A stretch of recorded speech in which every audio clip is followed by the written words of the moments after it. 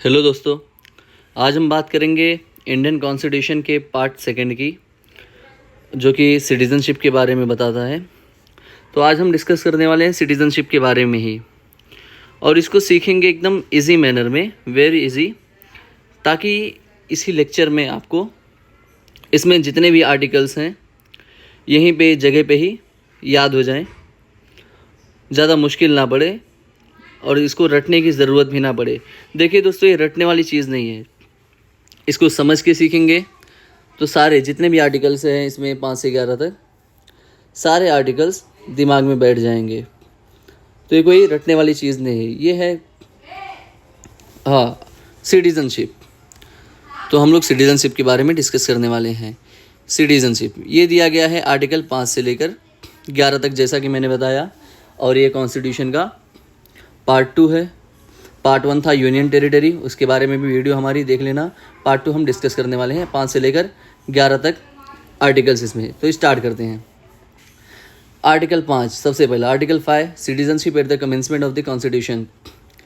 मतलब जब constitution commencement हुआ था तो कॉन्स्टिट्यूशन के टाइम पे, कॉन्स्टिट्यूशन जब लागू हुआ था, कमेंसमेंट मतलब जब लागू हुआ था, तो वो टाइम पे जो भी लोग इंडिया में रिसाइड कर रहे थे, जो भी डोमिसाइल थे, जो भी रिसाइड मतलब रहने वाले लोग थे इंडिया के अंदर, इंडिया की पूरी टेरिटरी के अंदर, तो इंडिया के ही माने जाएंगे वो। बट 3 कंडीशन उनको दी गई थी। 3 कंडीशन क्या थी? सबसे पहले तो बॉर्न इन इंडिया होने चाहिए थे। अगर वो बॉर्न इन इंडिया में पैदा हुए हैं तो इंडिया के माने जाएंगे।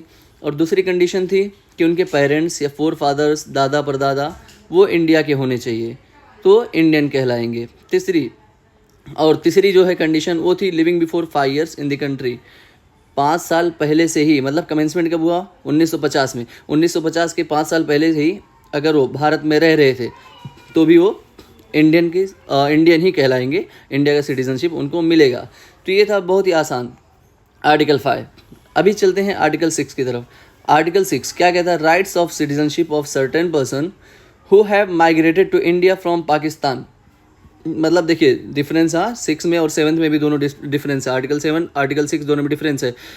6 में है citizenship migrated India from Pakistan, Pakistan से जो माइग्रेट होकर इंडिया आया, उसमें एक डेट दिया गया, कंडीशन दी गई कि 19 जुलाई 1948 से पहले जो आया होगा इंडिया में, उसको बिना ही सवाल किए, बिना क्वेश्चन किए, बिना कोई क्वेरी किए उसको सिटीजनशिप प्रोवाइड किया जाएगा, उसमें टेंशन नहीं है। लेकिन जो 19 जुलाई 1948 के बाद आएगा उसको सिटीजनशिप मिलेगी, ऐसा नहीं कि नहीं मिलेगी, सिटीजनशिप उसको मिलेगी, बट उसके लिए कंडीशन और है कि वो 6 महीना उनको देश में पहले रहना पड़ेगा, उसके बाद ही उनको सिटीजनशिप के बारे में जो कुछ भी है काम किया जाएगा। तो ये थी 2 कंडीशन आर्टिकल 6 में, जो पाकिस्तान से माइग्रेट होकर इंडिया आए थे। क्या अब आर्टिकल 7 भी इससे मैच होता है बराबर, जल्दी बहुत ज़्यादा कभी कभी कन्फ्यूजन हो जाता है स्टूडेंट्स को, तो वो भी क्लियर करते हैं हम। आर्टिकल 7 कहता है rights of citizenship of certain migrants to rights of citizenship of certain migrants to Pakistan. India 6 में था, इसमें पाकिस्तान दिया गया है, माफ़ करना, इसमें पाकिस्तान है। पाकिस्तान से, यही कंडीशन मैं बोला ना अभी कि बहुत कन्फ्यूजन हो जाया करती है। तो इंडिया से जो बंटवारे के बाद जो इंडिया से पाकिस्तान चले गए थे लोग, इंडिया से देखो बंटवारे के बाद तो बहुत सारे लोग चले गए थे, दूसरा देश बना, बट जो इंडिया में थे काफ़ी दिन बाद पाकिस्तान गए, इंडिया नहीं जमा उनको, पाकिस्तान चले गए रहने के लिए। बट प्रोबेबली कुछ समय बाद उनको पाकिस्तान में नहीं जमा, अब उनको नहीं अच्छा लग रहा वहाँ पे, किसी कारण या कोई कॉज हुआ उनके साथ, कोई ऑब्स्टिकल्स हुआ, कोई डिफ़िकल्टी हुई वहाँ रहने में, तो वो सोच रहे हैं अगर कि फिर से मुझे अब इंडिया में जाके रहना है, तो इंडिया में अभी आके वो रिसाइड कर सकते हैं, उनको सिटीजनशिप इंडिया की मिल जाएगी। बट उनके लिए भी कंडीशन है कि उनको 6 महीना इंडिया में रहना पड़ेगा। तो ये 6 महीने का कंडीशन 6 में भी है और 7 में भी है। Very easy. आगे बढ़ते हैं आर्टिकल 8 की तरफ। Article 8 rights of citizenship of certain person of Indian origin residing outside of India. मतलब person of Indian origin, simply समझ में आ रहा है, इंडियन ओरिजिन के जो भी पर्सन है, जैसे कि कोई अगर इंडिया का है, आगे पढ़ाई करने चला गया अब्रॉड, विदेश चला गया, अब वहाँ पर वो पढ़ाई कर रहा है, अब उसको पढ़ाई करते करते वहीं उसको अच्छा लगा, वहाँ का सिटीजनशिप एक्वायर कर लिया, और सिटीजनशिप एक्वायर करने के बाद में अब वो वहीं पे रहने लगा, शादी भी कर लिया, वो उसके बच्चे भी हो गए वहाँ पे, अब हर चीज़, अब वो इंडिया नहीं आ रहा। बट इन फ्यूचर अगर उसको कभी लगा ऐसा कि मुझे इंडिया में जाना है, रहना है, या उसके बच्चे, तो इंडिया आ सकता है वो। एग्जाम्पल में यूके के प्राइम मिनिस्टर ऋषि सुनक थे। आर्टिकल 9 को हम डिस्कस करने वाले हैं, वेरी इजी है and this is very important article in the constitution. Article 9, it talks about the single citizenship. A person cannot acquire the two citizenship या two country citizenship. समझे ना, 2 कंट्री की सिटीजनशिप एक आदमी के पास नहीं हो सकती। वेरी इंपॉर्टेंट ये है आर्टिकल। तो इससे हमको समझ में आता कि एक आदमी सिर्फ भारत का अगर है, भारत का सिटीजनशिप चाहिए उसको, तो सिर्फ भारत का ही रहेगा, वरना बहुत सारे लोग आएंगे ऐसा दूसरी कंट्री के सिटीजनशिप लिए रहेंगे, इंडिया का भी लिए रहेंगे, कभी यहाँ कभी वहाँ आते जाते रहेंगे, तो कुछ उनके मतलब उनकी ही वजह से कुछ डिस्टर्बेंस भी क्रिएट हो सकता है अपने कंट्री में। This is the main reason Indian constitution prohibit करता है आर्टिकल 9 में, और बात करता है सिंगल सिटीजनशिप की। 2 सिटीजनशिप प्रोहिबिट किया गया है इसमें, आर्टिकल 9 है ये। देखिए वेरी इजी है, बहुत आसान तरीका समझने का। अब चाहे तो यहीं पे पूरा का पूरा आर्टिकल्स 5 से लेकर 11 तक लर्न कर लें। इसमें सिंगल सिटीजनशिप बहुत इजी है समझने के लिए, सिर्फ एक ही वर्ड में डिफिनेशन लिखा है। वेरी गुड, आगे बढ़ते हैं आर्टिकल 10 की तरफ। Article 10 continuance of the rights of the citizenship, मतलब आदमी को सिटीजनशिप एक्वायर कर लिया है, उसको सिटीजनशिप मिल गई है, तो कब तक कंटिन्यू रहेगी वो।